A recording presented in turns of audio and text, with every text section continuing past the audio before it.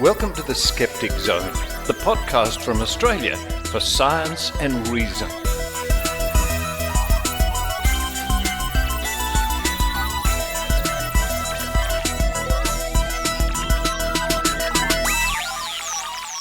Yes, it's the Skeptic Zone podcast, episode number 780 for the 17th of September, 2023. Richard Saunders coming to you from the Skeptic Zone studios here in Sydney, Australia. And I'm just on the last day or two of a wretched cold that sneaked in somehow, probably when I was flying. Bit of a rough week, not feeling the best.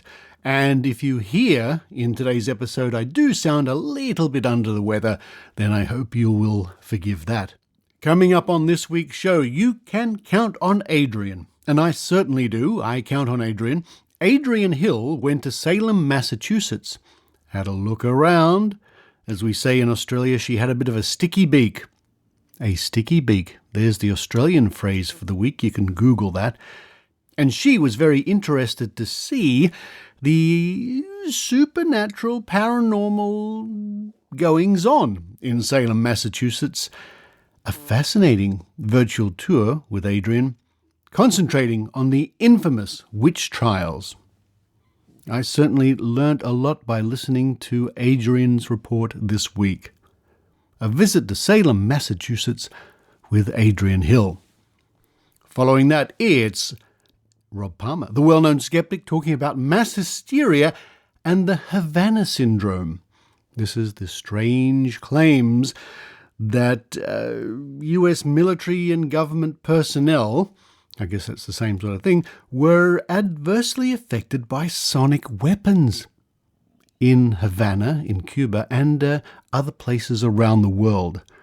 What's the truth behind that? We ask Rob Palmer. And Rob also mentioned some of the interviews he's been doing lately, the YouTube interviews with speakers for the upcoming PsyCon in Las Vegas.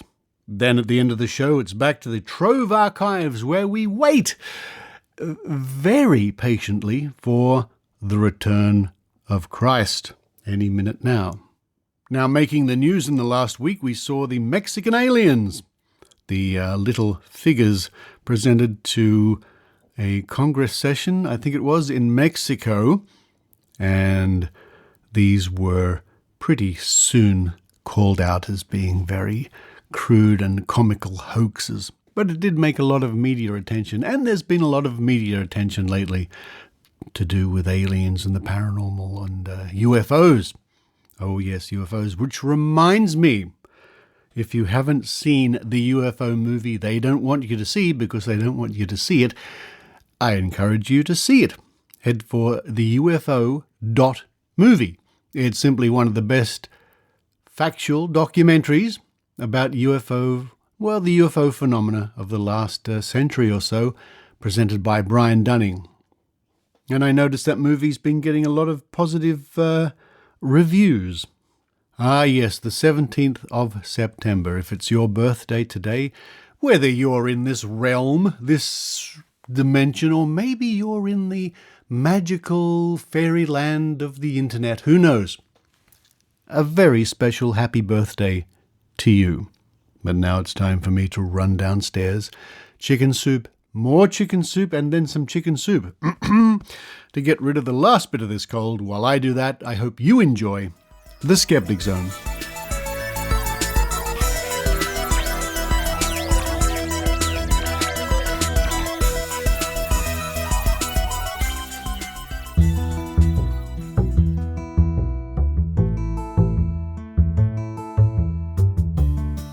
You can count on Adrienne with Adrienne Hill. Hello everyone, this is Adrienne Hill from Simple Studios in Somerville, Massachusetts, which is just outside of Boston. And I'm here to visit with my son and his wife, and while they are both hard at work today, my husband and I took a trip to the coastal city of Salem, which is 37 kilometers or 23 miles northeast of where we are staying. And yes, this is the area known for its witch trials that occurred in 1692, where 19 people were executed by hanging and one person by pressing because of false accusations of witchcraft. And according to Wikipedia, the city is also known as the Witch City, the City of Witches, and Pleasure City. The city population is around 45,000, and I hope that you enjoy joining me on my walking tour of this very pretty area.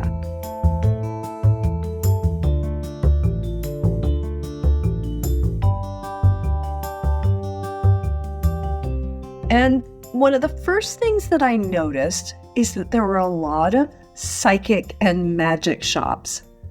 The very first one we saw was called Enchanted, a magic shop.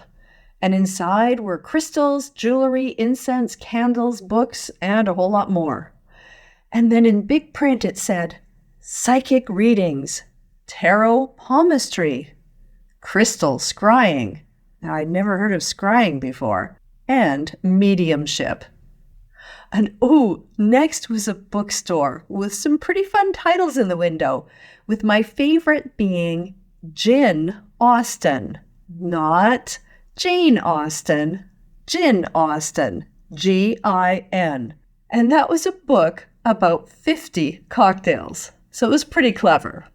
As we were walking through Salem, we noticed that there was a lot of whimsy about witches and witchcraft and a lot of Halloween. They were obviously ramping up to Halloween with lots of pumpkins around and skeletons, etc. Next was a store called The Witchery, and they sold folk art and witchcrafts. And when we went into the store, they were holding a witch's broom making class, which looked like a lot of fun, and they sold kits to make your own witch's broom. But witch's brooms aren't the only things you could buy there. For example, you could buy a homemade full moon black salt necklace, which was made from sea salt, which was purifying and gave you protection. I'm not sure what it gave you protection from, but you got protection from it. Charcoal, which provided growth and healing. I'm tall enough, thank you. And incense ashes, which caused transformation and cleansing. Lavender for calming and love. And the last ingredient were coffee grounds, which gave you grounding and creativity. And the current batch of these homemade full moon black salt necklaces was charged under the super blue moon on August 30th. Isn't that fun? And they also sold selenite divination bundles, which is the art of gaining insight through ritual practices such as tarot, scrying, there's that word again, casting lots, and dreaming. And what you do is you hold the bundle gently to infuse your energy with the crystal and herbs. You place the bundle on your altar or near you during a ritual. And this bundle includes selenite crystals, rose, lavender, cinnamon, silk, eucalyptus, and more. And all these lovely materials are to aid your divination work. That's what it said on the little card above the basket of some lovely little bundles that had lavender and lots of other things wrapped up in them. And they also had divination tools. And one of them was a drawstring bag for your mind, body, and wallet. Except they misspelled wallet as Spirit. The next stop that we saw was called The Witchery, where art is magic. It's another place where you could do broom making, but you could also do bookbinding, and you could go to a tarot show, and it was by appointment only. Followed by another place, which was Fatima's Psychic Studio, and it was in a lovely large building with a beautiful awning out front, with her phone number written in large numbers on the outside. And across the street from Fatima's Psychic Studio was Artemisia Botanicals. And here they had herbs, teas, and oils for the mind, body, and wallet. And again, they misspelled wallet as S-P-I-R-I-T. As we continued our walking, we saw some very clever names of stores and restaurants. And there was a pub on Old Main Street that was called Restaurant and Spirits. I thought that was quite clever. And another interesting store that was clever sold chocolate to die for. And they had beautifully colored skeletons painted on their windows. And you could even go in and warm your bones in that store. So I'm guessing they had some nice tea and coffee as well. And another fun store was called Partridge in a Bear Tree. Not pear, but Bear Tree, B-E-A-R. And this store looks like they have some clothing as well as some touristy knickknacks. But what caught my eye was the clothing was not on mannequins, but two vibrantly colored skeletons. One of them was a lime green skeleton, and the other one was a bright pink skeleton. And they both had some lovely clothing, including some lacy shawls. There was a very old-looking door. I don't know if it was actually old or if it was made to look old. And it said, "Today's special presentation, authentic spell casting, live spells performed by practicing witches. And it's appropriate for all ages." And you had to inquire within the Salem Witch Village. Oh, another good store, Maria's Sweet Somethings. Wicked Good Confections. And they sold gourmet ice cream and candy and more. Walking further along the street, we see a shop called Omen, Psychic Parlor, and Witchcraft Emporium. And they had psychic readings, tarot, palmistry, and mediumship, as well as seances, candles, incense, and herbs. And another fun store name, which was probably my favorite bookstore that I saw, which was Wicked Good Books. Then Nightmare Gallery, the journey through the history of horror cinema. It was a museum and gift shop. And the Salem Witchboard Museum. What's a witchboard, you say? Well, it turns out it's a Ouija board. And apparently, it's the world's only Ouija museum. And no, we didn't have a chance to go and see that museum, unfortunately. We just didn't have time.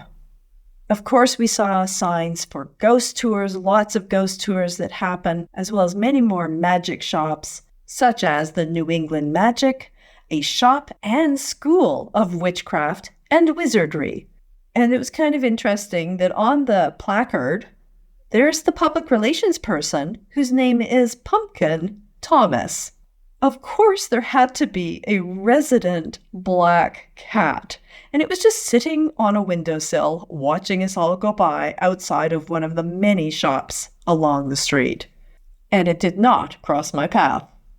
And after enjoying the whimsy of the community, we headed to the Witch Dungeon Museum, where they reenacted part of one of the trials that actually happened from the transcripts that are still available. And after watching this court case proceed, we were taken downstairs into a replication of what the dungeons were like where they kept these witches. And it was pretty horrifying. They were tiny, and they quite often kept 4 or 5 people in one cell. And when I say a cell, it wasn't very big. You'd have to be crammed inside, and you wouldn't be able to sit down.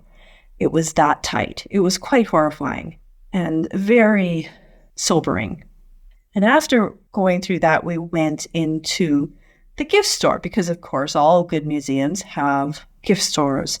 And they had a number of really interesting items.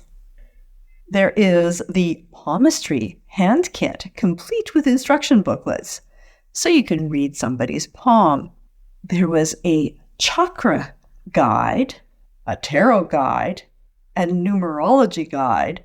And what I found really funny is that these guides are actually published in Australia. Who knew? published in Australia, but found in Salem, Massachusetts. Another item in the gift store that I found really interesting was what they called a talking board. And it looked exactly like a Ouija board, except it said talking board at the top. Had the yes, no, all the letters of the alphabet, use with caution in big letters on it, and the numbers and goodbye. There were also mood candles, spiders you could buy, and a witch test to see whether or not you are a witch. And it listed the top 10 reasons for determining if you're a witch, circa 1692. And I'll read a couple of them. One of them is a confession, which is if you think you're a witch, you make a free and voluntary confession to this effect, and then you're a witch. You can also have paraphernalia. So in other words, if you're in possession of tools of the trade, such as unusual potions, ointments, crude dolls, or likenesses of people with pins in them, books on the instruction of the magical arts, etc., then you're a witch. If you cannot recite the Lord's Prayer correctly, you're a witch. If your apparition or spiritual self has been seen harassing your neighbors, you're a witch. If you are made to touch an afflicted person in the middle of a fit and their fit subsides, then chances are you are the witch that was afflicting them. You can also be a witch if you have the devil's mark. If you recently made a pact with the devil, you probably have a devil's mark or witch's teat somewhere on your body. It may resemble a birthmark, scratch, or even a flea bite. If you have such a mark or marks, you might be a witch. And lastly, they have pricking, which is a particularly nasty test whereby the accused body is examined by pricking it with a sharp object. And if a spot is found where no pain is felt, does not bleed, or is cold to the touch, then definitely you're a witch. Now, I didn't cover all 10 here, but those are the highlights. And they also sold witch balls. And witch balls are historically hung in the window. And their purpose apparently is to ward off evil spirits and ghosts, goblins, and of course they catch witches. And how it works, apparently witches are curious creatures, and they're attracted to sparkling bubbles and shining strands of colored glass. And the witches will enter the glass ball to investigate, where they will be trapped for eternity inside your glass balls. They were actually quite beautiful, all different colors, blues and reds and golds and greens, quite lovely, quite large, and quite heavy. However, if you broke one, then the psychic energy is released, and I guess that's not a good thing. So the last thing we did after going to the museum was go to the Witch Trials Memorial, which was a beautiful memorial that was at a graveyard. So at this Salem Witch Trials Memorial, which was a beautiful area with trees and a little walkway, and along the walkway there were stones that had the names of the 20 people who were executed. People had put flowers down along the stone. It was actually quite lovely. And on the plaque here, it says, quote, in 1692, nearly 200 people in the Salem area were accused of witchcraft, then considered a crime. 20 of the accused were tried and executed, victims of fear, superstition, and a court system that failed to protect them. This memorial was created to honor the memory of those 20 victims and to remind us of the enduring lesson of human rights learned from the tragedy of the witch trials.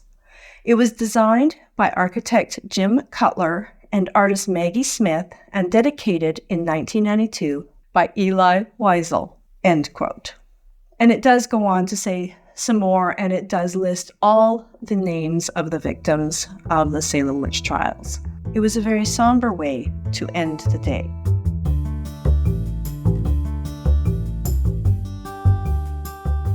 I hope you enjoyed your tour of Salem with me. And in a future episode, we're going to look at some of these guides that I purchased at the museum. The numerology guide, the tarot guide, and there's a chakra guide. Until next time, this is Adrienne Hill.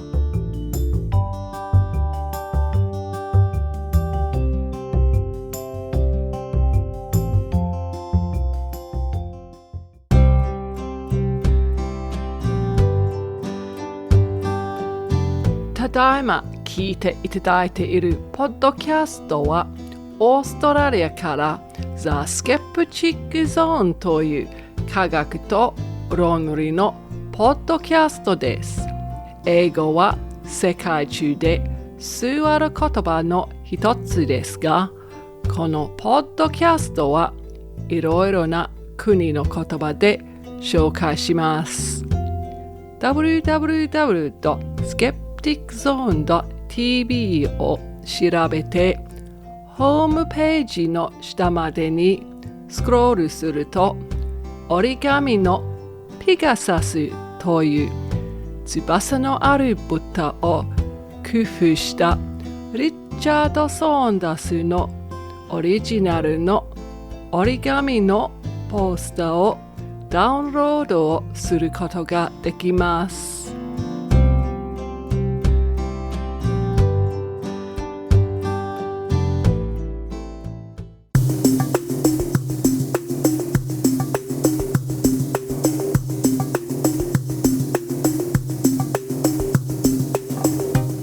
Joining me now from beautiful New Jersey. I have been to New Jersey. I was there 5 or 6 years ago, briefly at the airport on my way to New York. Joining me from that part of the world, it's the well-known skeptic. You've heard him before on the Skeptic Zone, Rob Palmer. Hi, Rob.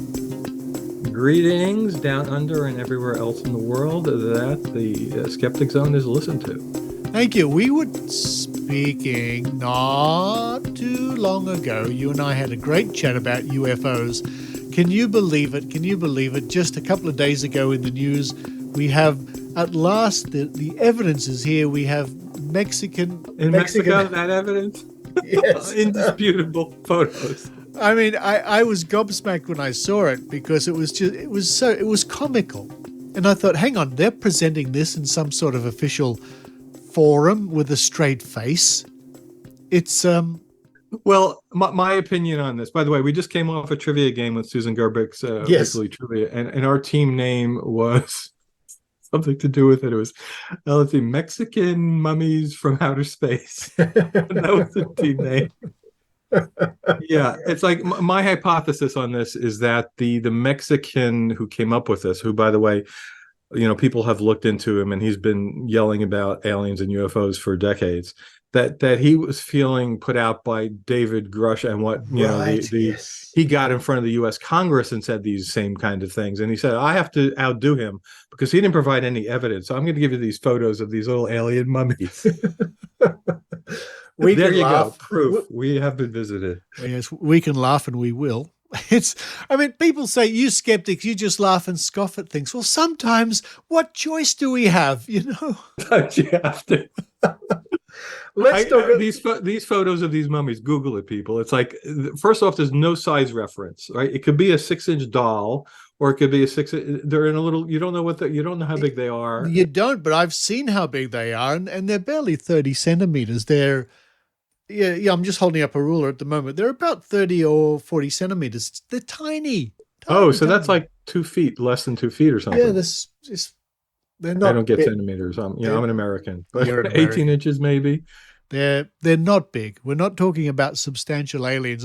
It actually makes sense, Richard, because you remember about a year ago, every time they reveal a new photo from one of the Mars rovers, people pour over them for anomalies. And there was one where there was this door in a mountain, a perfectly rectangular I remember, door. yes. And then, oh yes, this is a door, proof. And it turns out it's like 6 inches tall. So yeah, so this goes with the little Martian. Well, was it Douglas Adams wrote about a fleet of alien spaceships came to invade Earth and they were all eaten by a little dog. Maybe that's what happened. Let's talk about something very interesting, Rob. I mean, we could talk about UFOs all the time. We do frequently. But there's something that I've heard about for many years, and we haven't really covered it on the Skeptic Zone at all. And this is a fascinating thing I know you've done some research into. It's called the Havana Syndrome. What is it? Are we talking about bad cigars? What's this Havana Syndrome? I wish that's all it was. Yeah, no, this is something that's caused, international problems between countries. It's caused people who work at embassies to say that they have brain trauma. It's caused the exile of diplomats from countries. It's a serious thing. So I don't know that there's been a report of it in Australia. But there are many countries in the world, I think the number is something like 30, where employees of the U.S. government, be it they in embassies or military personnel, have reported that they were attacked, had medical symptoms of some sort, in some cases backed up by doctors. And, when this first started way back in 2016, and it was revealed to have been going on in 2017 by then President Trump, it was claimed to be sonic weapons were being used on our employees in Havana.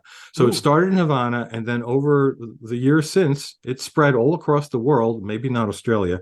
I have heard of India, of London, of other places in Europe, in South America, and most recently in the United States, behind the gates of the White House.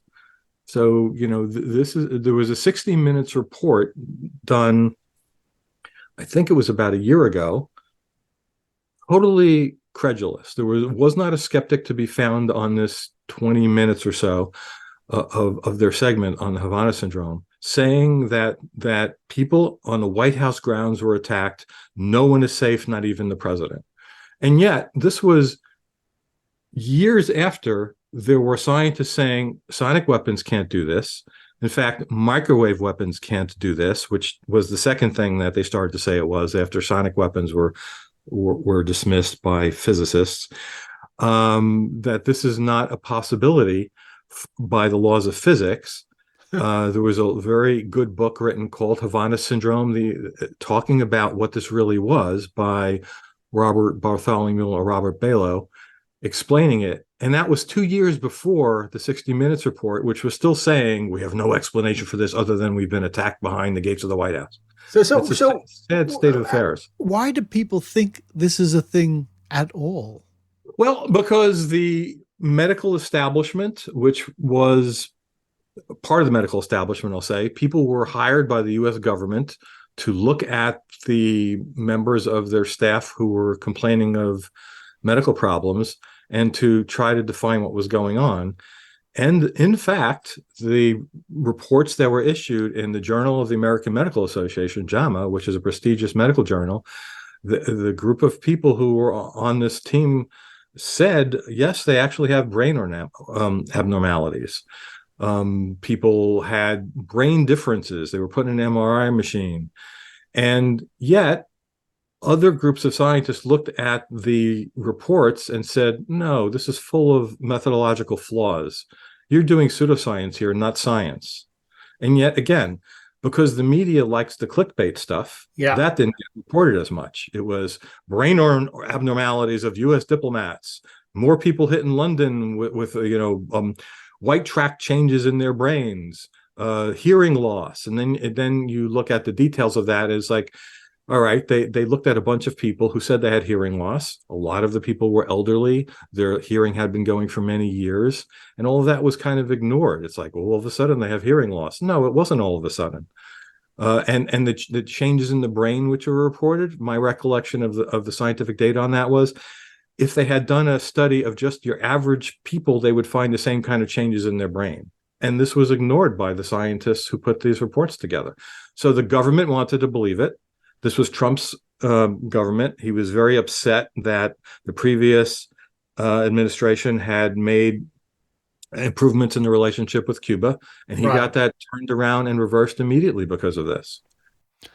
Could it be a case that also if people are prone to thinking that there's some sort of sonic weapon, that they could then attribute their maladies and woes and tummy upsets and headaches to something and say, I had a sore head yesterday or 3 days ago. It must have been this sonic weapon. Absolutely.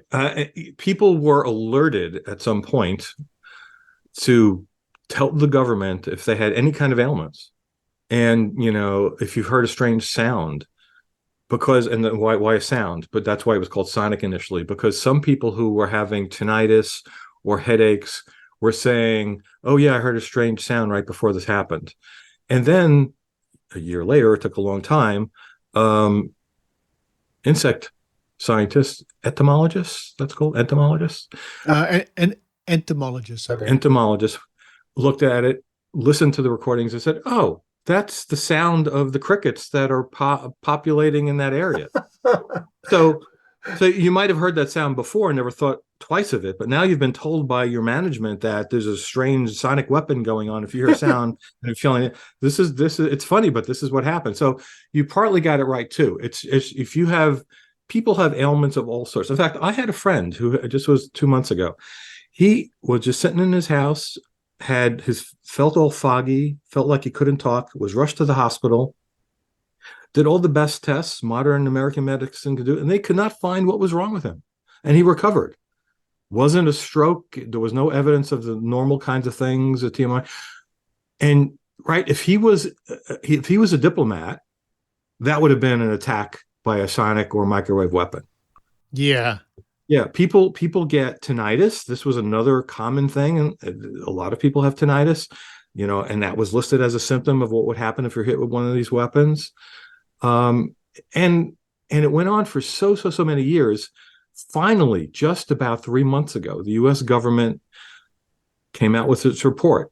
It was a large number of all the agencies which could look into this kind of a thing, and the huge majority of them, I think it was something like 7 out of 12, don't quote me on that, but something like that, said basically, no, we do not believe this was any kind of enemy attacking us or any kind of weapon at all.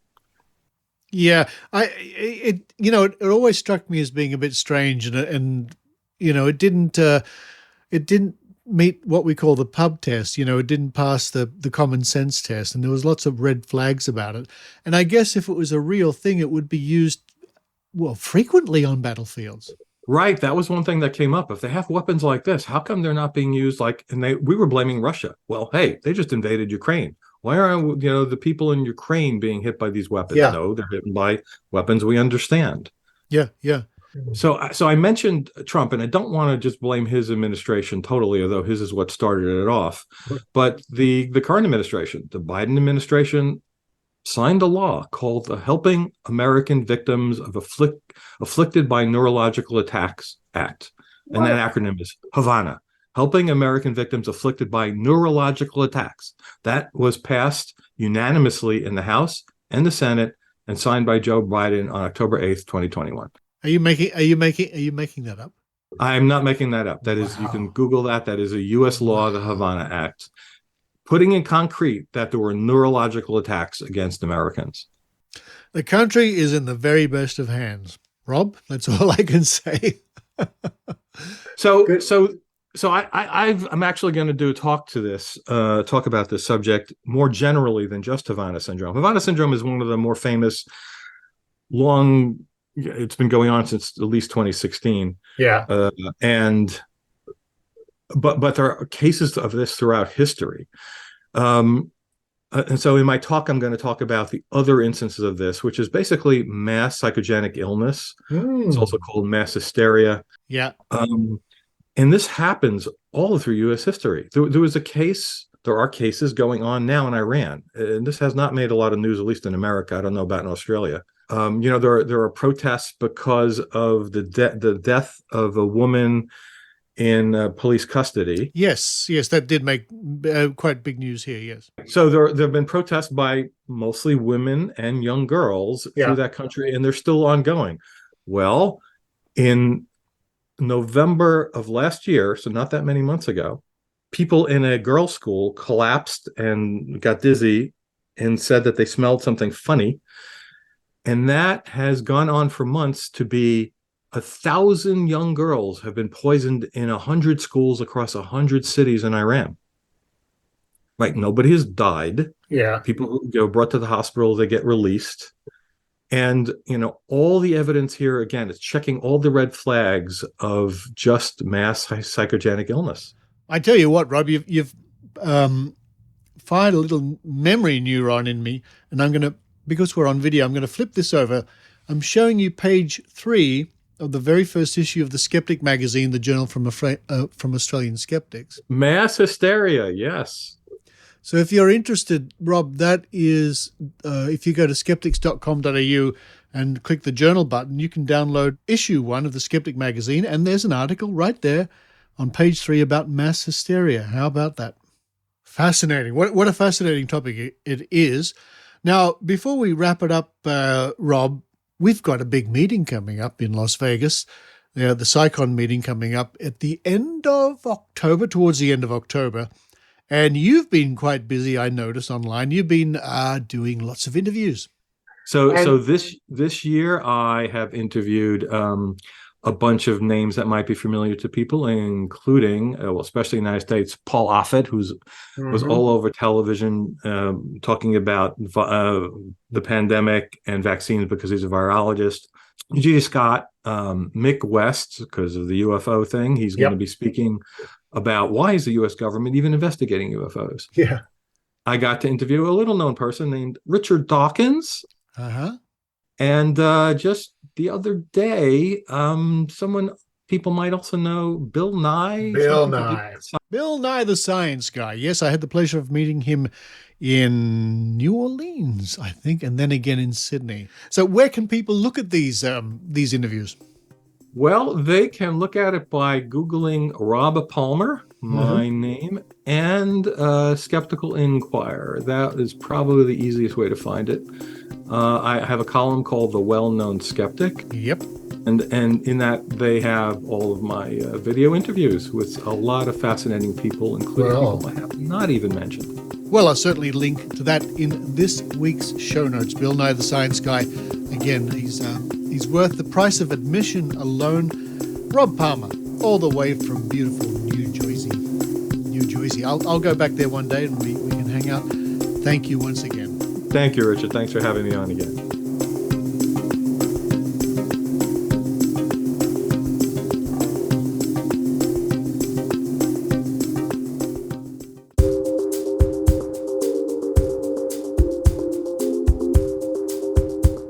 Dr. Harriet Hall, MD, known to thousands as the Skepdoc, was a retired family physician and former Air Force flight surgeon who wrote about medicine, so-called complementary and alternative medicine, science, quackery, and critical thinking. Harriet produced a free online course of 10 video lectures on science-based medicine and alternative medicine. The videos and an accompanying course guide can be found by following the link at skepdoc.info or by visiting tinyurl.com/skepdoc series.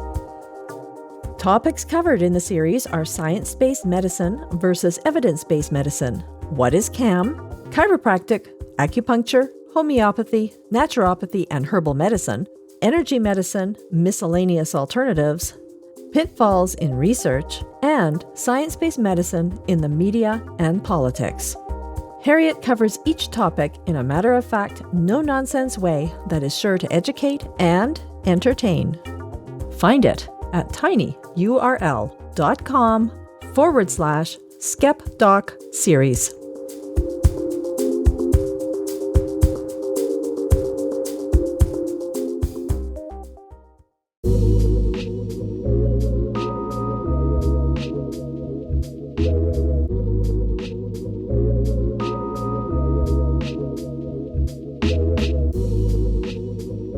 Time to go back to those archives at Trove at trove.nla.gov.au, the online resource from the Australian Government and the National Library of Australia. Hardworking people digitising millions of reports. Now that must be an interesting job.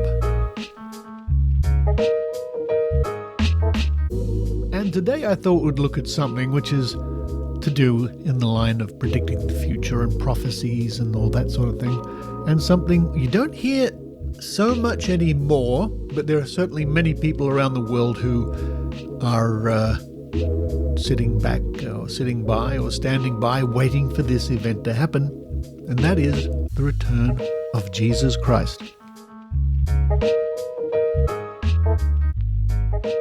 And it reminds me of an old joke by Dave Allen, the comedian who died many years ago, who said that the Pope was in the room there, and one of his clergymen ran in and said, Father, Holy Father, Jesus Christ is back. He's riding on the street in a donkey. He's heading straight for the Vatican. What do we do?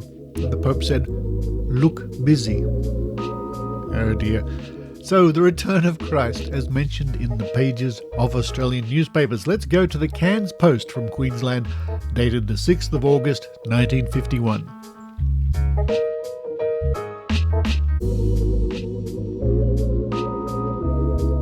Baptist minister's prediction. Return of Christ in 1963. And a little hard to read, but I'll give it a go. Return of Christ in 1963, Melbourne, August 5.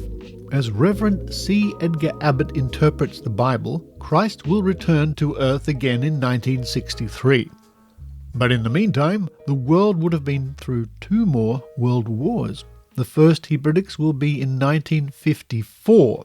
In this, Russia will be crushingly defeated within 6 months. The second will be in 1963, leading to a period of tremendous climax and ending with the second coming. Then this will follow 33 years of adjustment, during which the world must prepare itself for 1,000 years of peace, which will begin in 1996. Reverend Abbott, a small, greying, short-sighted man, is a minister of the small prophetic Baptist denomination which meets on Saturday nights and Sunday afternoons and night in a first-floor room in Collins Street, Melbourne. And I've said this before, I wonder what went through the mind of Reverend Abbott and his ilk in 1954 when the war, the Second War or the Third War or whatever it was, didn't happen. Maybe they adjusted their predictions. And now we turn to the Boarding, Morning Mail and Riverina Times from Albury on the 26th of May, 1913. The Return of Christ. And once again the text isn't that clear, but we'll give it our best. Mr. H.D. Harding of Bendigo last evening delivered a lecture on the personal return of Christ to earth near at hand, at Old Fellows Hall, Dean Street, Albury. The hall was filled. The lecturer spoke interestingly of 4 great facts.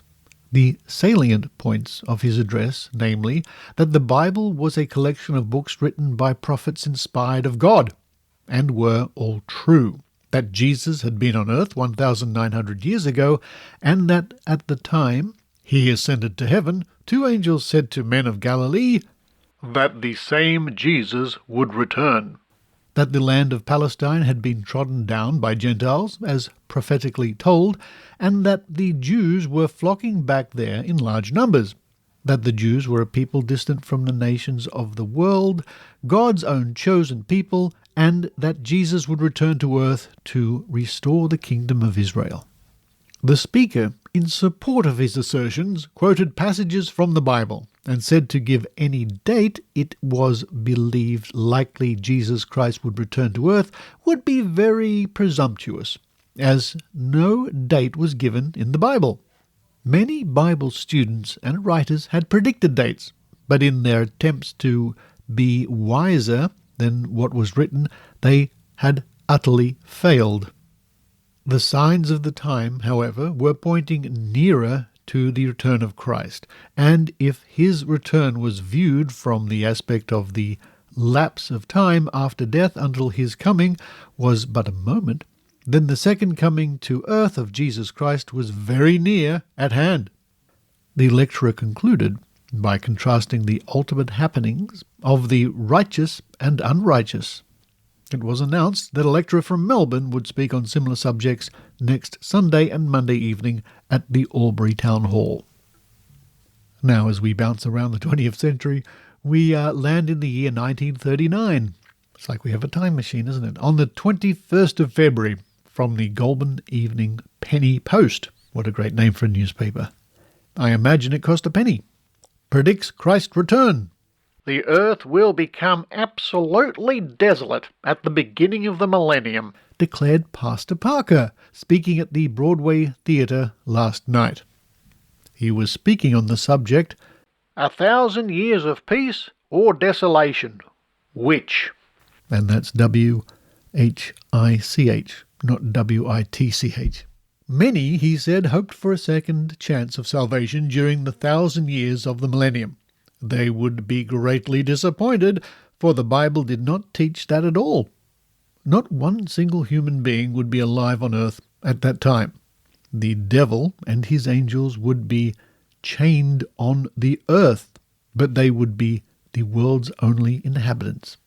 Illustrating his remarks with a large diagram showing the events connected with this period, the speaker explained the prophecy of Revelation. It's either 2 or 20 or 2 something 0. It's sometimes the text is a little faded. I don't think it matters. He claimed that the resurrection of all the redeemed and the destruction of all ungodly would mark the beginning of the period. This would take place when Christ returned. The brightness of Christ's coming would destroy all who were unsaved, but the righteous would all be taken to heaven with Christ. No one else will live on earth during the millennium. Sounds a bit bleak. Only chance. The only chance of salvation for man was to accept Christ now. To wait until Christ came would be to put it off forever. Yes. There would be no probation for anyone after that. In outlining the closing events of the millennium, Pastor Parker said that the wicked would live again for a short time after the period was finished. The devil would then be very busy again. He would organize all the unconverted in a large struggle against God. I wonder if the devil has a desk he uses to organize all these things from, which reminds me of another funny routine from Wayne and Schuster. Wayne and Schuster, the Canadian comedy duo, which I loved when I was a kid.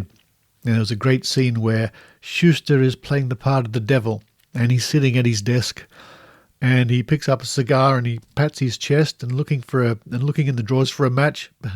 He walks over to the door to hell, opens it up, and lights his cigar. Well, I thought it was funny. We read on. He would organize all the unconverted in a last struggle against God. Both Satan and all the wicked would meet their final doom as they attempted to seize the New Jerusalem. Complete destruction by fire would be their fate. Concluding, Pastor Parker stressed the danger of hoping for a future probation and urged all to accept Christ as Saviour now. Next Sunday, Pastor Parker will discuss the significance of developments in the Far East. His subject will be Japan, China and Russia will move westward. When? Why? The pages of the Daily Telegraph from Sydney dated the 13th of July 1931. Second Coming. Christ will return. All predictions about the second coming of Christ have been upset, and all the date fixing which we have heard from time to time has turned out to be a fiasco, said Reverend Hugh Patton in his sermon at St. Stephen's last night. Men will not be standing on tiptoe waiting for Christ, said Patton. His coming will be unexpected and sudden. Before Jesus returns, the gospel will be preached throughout the whole world. This sign is practically fulfilled. Christ's second coming will be accompanied by a deepening darkness, and it will be a time of social unrest and national antagonisms. It is to be a personal coming. Christ himself will appear. We know not when, nor how, nor where, but he has pledged his word, and he will keep it. And at last, we have the Don Dorigo Gazette and Guy Fawkes Advocate. Good grief, what a name for a newspaper. From 1923, dated the 7th of July. Will Christ return this year? According to a series of letters published in the North China Daily News, there are many people expecting the second advent this year, says an exchange. Writing upon the scriptures and the coming war, Mr. C.H. Coates of the China Inland Mission is convinced that instead of seeing a peaceful settlement of international complications, another great war is approaching. It is, quote, about to involve the whole world, but it will involve the whole world. That's what it says. But it will be the last that will afflict mankind for 1,000 years, end quote. Mr. Coates claims to find in the Bible the justification for his prediction. He affirms that A, that the second advent of Christ will take place at the Feast of Tabernacle, B, that the second advent was to take place 3.5 years after some event marking the official establishment of the Jewish home, C, that 3.5 years from Passover, 1920, and in Tabernacles, 1923, end quote. He says further that in 1923 is a great crisis year in prophetic times of Scripture, and that 40 years ago Dr. Grant Guinness marked down 1923 as the probable end of this dispensation, though, like a wise man, he refused to mark it as a certainty with the information then available. Subsequent events, however, in Mr. Coates' judgment, indicate that our Saviour will appear at the 1923 Feast of Tabernacles. It is rather remarkable that a similar expectation has been published also in the South of India Observer, written by an Indian missionary. The return of Jesus Christ, of course, nothing new. And in fact, I remember when I was a small boy, probably around 10 or 11, a certain Sunday school teacher I had at the time was utterly convinced that we were living in the end times and all the signs were clear. In other words, any day now. And I'm sure even today you could find people who are saying we are living in the end times and the signs are clear. And I don't think there's any end in sight for that sort of thinking. Well, not at the moment anyway.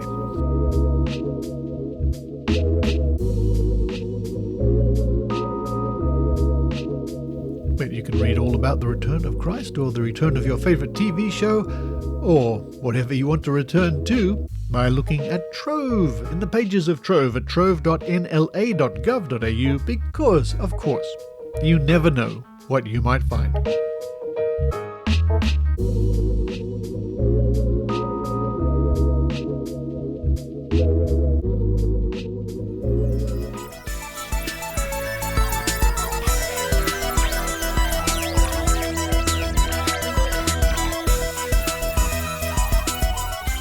Thank you for listening to the Skeptic Zone podcast this week. Now, we just heard about the return of Christ. So next week in the Trove segment, as the early birds out the window start to make a lot of noise, maybe they're waiting too, in the Trove segment next week, we're going to be looking at prophecies. Prophecies. What is being foretold? Thank you to those people who continue to support the Skeptic Zone at skepticzone.tv through your PayPal or Patreon payments. And you can all do me a favour. If you enjoy listening to the show, or maybe you enjoy a certain segment or report, then please tell your friends and maybe your enemies. The more people who listen, the more people who listen. Something like that. And if you're so inclined, you can leave a positive review over at iTunes, or generally spread the word of the Skeptic Zone with its interviews, reports, and investigations.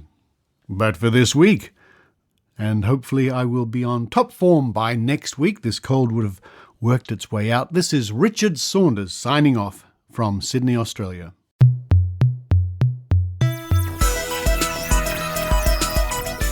You've been listening to the Skeptic Zone podcast. Please visit our website at www.skepticzone.tv for episodes and show notes with links going back to 2008. You can follow the Skeptic Zone on Facebook, X, TikTok and YouTube by clicking the links at our homepage, together with links to support the show financially via Patreon or PayPal. The Skeptic Zone is an independent production. The views and opinions expressed by our guests are not necessarily those of the Skeptic Zone podcast or any other skeptical organisation.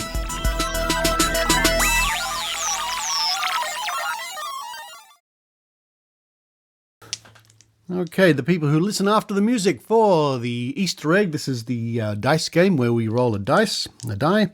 I've got 2 D10s.